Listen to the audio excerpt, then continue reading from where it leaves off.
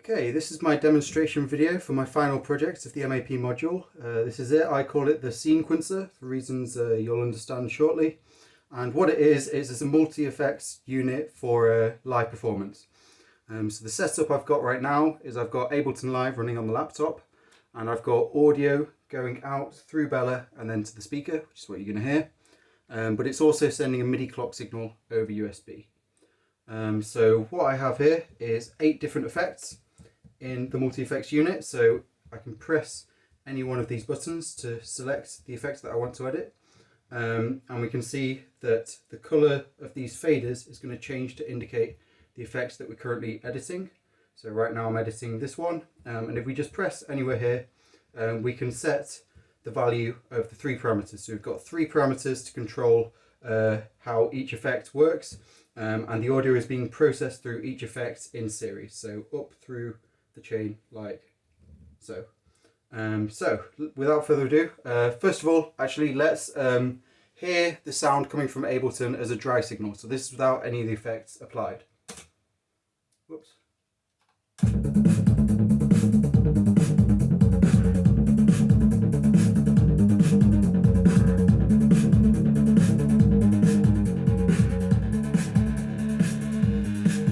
Okay, very techno. So the first effect we have is rate reduction. So this is reducing the sampling rate and also the bit rate of the incoming sounds. We get these nice sort of digital artifacts, lo-fi style.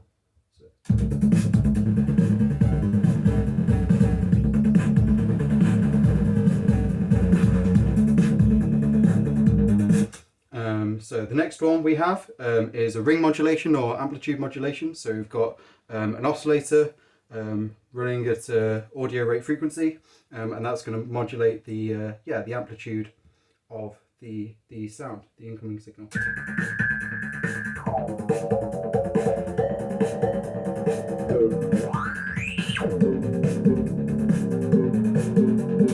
And the next one we have is a wave folder. So this is a type of distortion.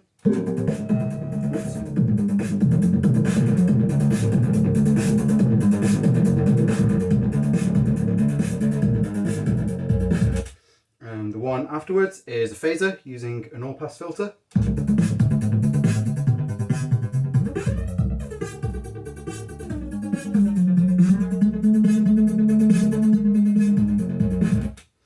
The one we have after that is a filter. So this is the filter that we implemented in assignment 1 of MAP.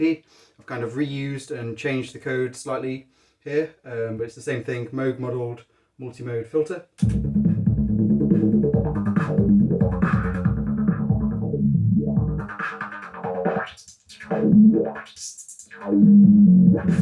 And so on.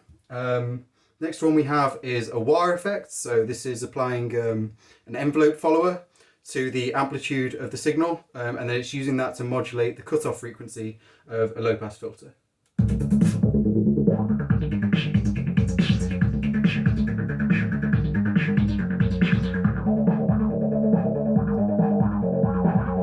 And so on. The one we have after this is a delay effect. So let's hear that as it is now.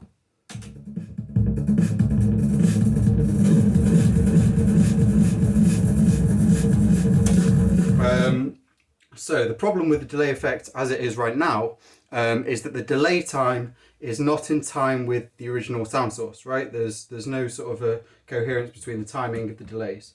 But we have a fix for this because we're sending a MIDI clock signal into Bella.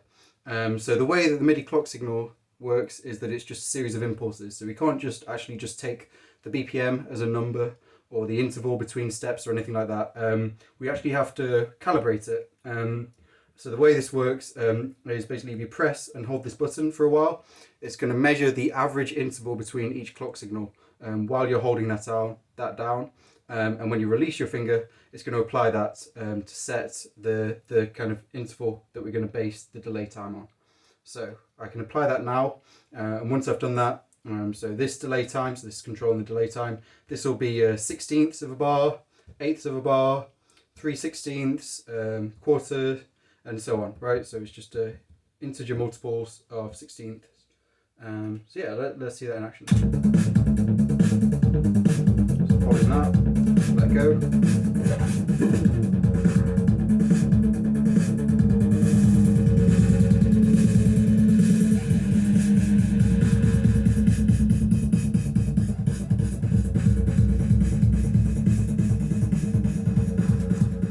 We can hear that that's in time with the music. The last effect we've got is a reverb that's based on the Freeverb algorithm, public domain reverb algorithm. So let's hear a bit of that.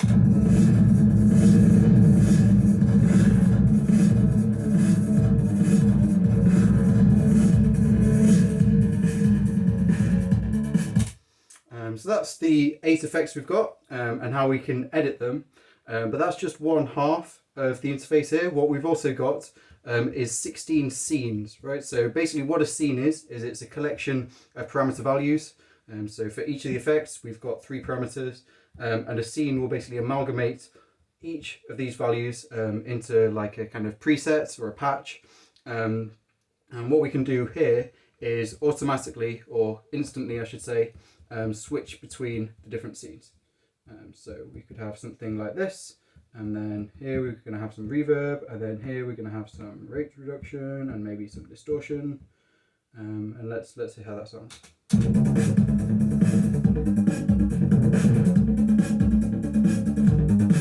Could add high pass filter on this one.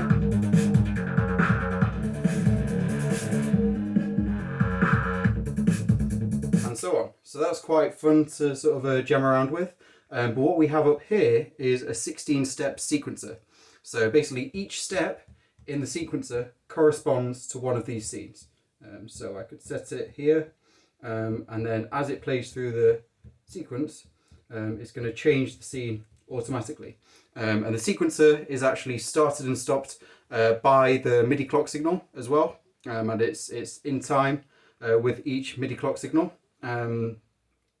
So if I start that now, we can see it's already got some different scene data in there, and we can hear it playing on its own.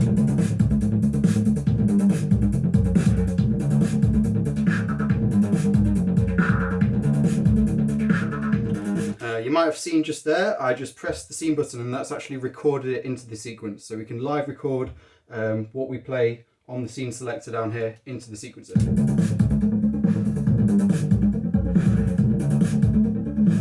Like so. So that's quite a nifty little feature. We can also press anywhere on the steps, so we can see that we're kind of adjusting between the different steps here, but we can also do that while it's playing to kind of offset the sequence as much as we like. While the sequence is playing, this button lights up. See, and this button we can actually press to start and stop the sequencer.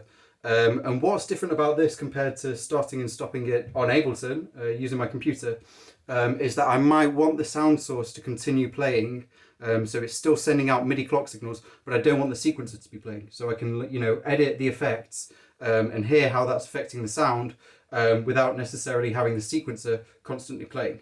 So that's why you might want to turn it on and off that way. So I can turn it on now if I like. So the sequencer is technically playing right now, but it's not receiving any MIDI clock signals, so it's not going to advance through the sequence at all. But if I play it, I can just press that and it's going to stop it, and I can start it again whenever I like. So that's quite useful for a live performance and stuff like that. Over here, the function buttons, we have sequencer directions. So basically each of these is a different direction we can have for the sequencer. So by default, it's going forwards. It's just going to go through these steps like so, left to right, but we could also have it go backwards.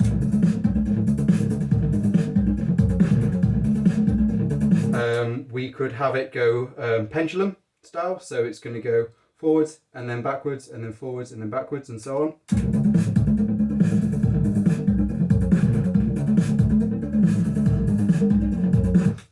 Random, so it's just going to play the steps of the sequence in a completely random order.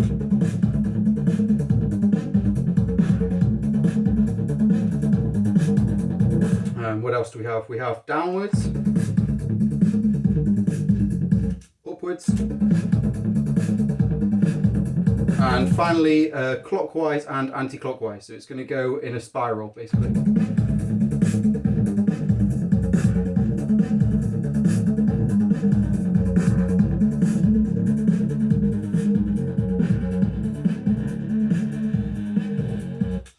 So that can be really sort of fun to mess around with. You know, you make a sequence, and then you can mess around with the order that it's actually playing through the steps in to see what sort of things it comes up with.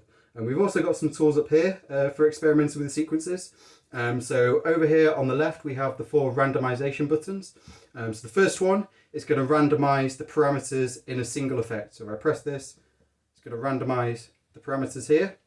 The second one is going to randomize all parameters across the entire scene. So if I go into a blank scene here with all the parameters on the minimum value, if I press this, it's going to randomize all the values. So you can create random scenes that way. We can also apply the same thing to the sequencer. So we can randomize the scene that's assigned to the current step. We're just randomizing it for that step only, or we can randomize it across the whole sequence. So we can create a completely random sequence, randomizing which scenes are assigned to which step. And over here we have the reset buttons. So these basically do the same thing, the opposite thing really. So this is just going to set things back to their default value. So this one, if I have an effect, it's going to set the effect back to its minimum values. If I have a scene, this one is just going to reset the scene back to the default value, which is 0 for everything. This is going to reset what scene is applied to the current step. So the default scene is this top left one. I can do that for multiple steps, or I can do it for the entire sequence. So that's going to reset the entire sequence. And then if I want, just randomize the whole thing again. While this is playing, we also have some different clock multiplier options. So each of these represents a different clock multiplier. So as it is, the sequence represents 1 bar here, right? So each step is a 16th of a bar as we're playing through it. But if we like, we can apply a multiplier to this. So for instance, if I press this, it's going to do it at twice the interval, so half the speed, right? So now it's covering 2 bars, and each step is an 1/8 of a bar.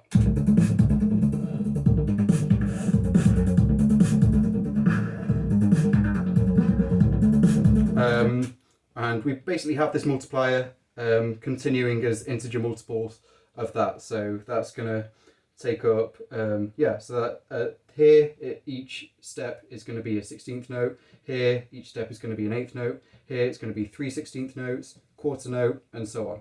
It's just an integer multiplier. And this can be quite nice for making longer sequences. Yeah.